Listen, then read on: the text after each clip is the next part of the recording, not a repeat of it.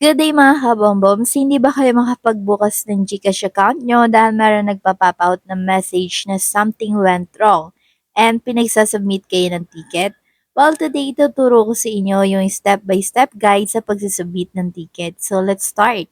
So, ang solution natin dito, kailangan natin pumunta sa may Chrome sa kanilang mismong website. So, itatype lang natin dito sa ating Google, submit a ticket.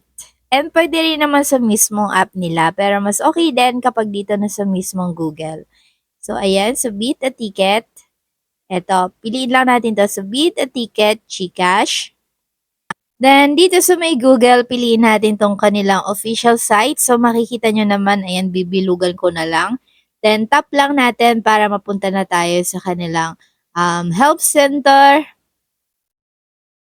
Then dito, nandito na tayo. So, ang gagawin naman natin dito, itatap natin yung 3 dash dito sa may taas para lumabas yung contact us. So, dito, mapapansin natin, ito, select na natin agad yan. And hanapin lang natin tong si Chat with Gigi. And marami na din po tayo naging tutorial about sa submit a ticket, iba't ibang topic about sa GCash. Pero ngayon, something went wrong naman ating problem. So dito, itatype lang natin dito sa may message box yung ating problem na na-encounter sa GCash app. So, itatype ko dito, something went wrong.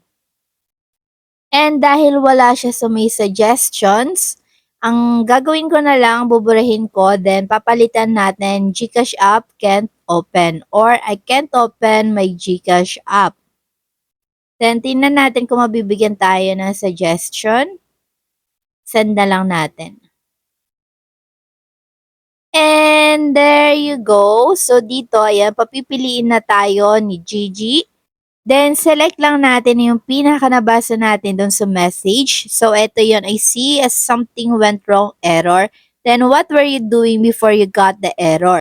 Kung kayo na-encounter niyo something went wrong dahil nagre-reset kayo ng MPIN, ito yung iselect nyo. Pero ako kasi, tinatry ko yung biometrics, tas biglang may nag-pop out na something went wrong.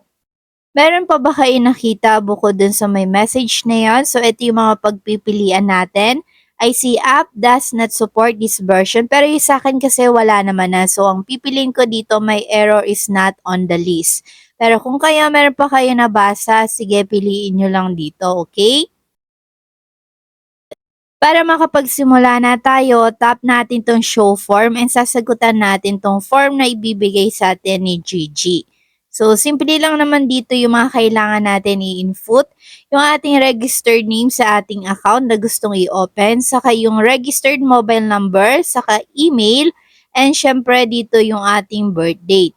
So, kailangan tama po yung mga nilalagay nyong information para mabuksan natin yung ating account. Kung sakali lang naman na hindi magiging malinaw yung sagot ni Gigi dito sa ating form na ipapasa ngayon, pwede naman tayo mag-request ng submit a ticket form.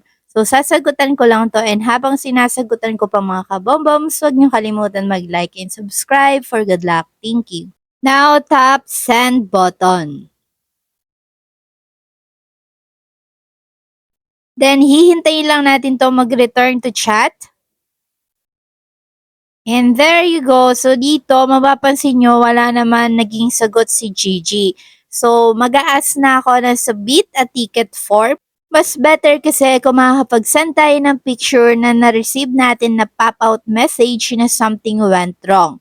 So, dito, tatype ko lang submit ticket. And hintayin lang natin yung reply ni Gigi. Now, dito mababasa natin kung gusto nga daw natin talaga na agent yung mag-attend na ating concern, kailangan natin mag-submit ng another ticket and baka ka-receive tayo ng notification from them within 24 hours. Now, lalakayan ko lang para makita nyo lahat ng kailangan natin sagutan. Yung kanina kasing sinagutan natin, yun yung basic form. Pero eto kasi, meron tayo dito mga concern category na pagpipilian and syempre mas mabibigyan natin ng description yung problem na na-encounter natin kay GCash. So ito yung pagpipilian natin dito sa concern category. So dito hahanapin ko lang yung, wait lang. So, iba't iba kasi problem na pwede natin pagpilian dito. Eto, I can't log into my GCash app dahil meron nga ako nababasa na something went wrong. Nandito, select lang natin yung statement na mas relevant sa ating case. So, piliin ulit natin dito sa pagpipilian. Task ko lang.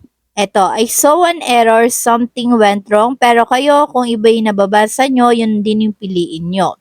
Your account type. So, dito, meron ditong arrow.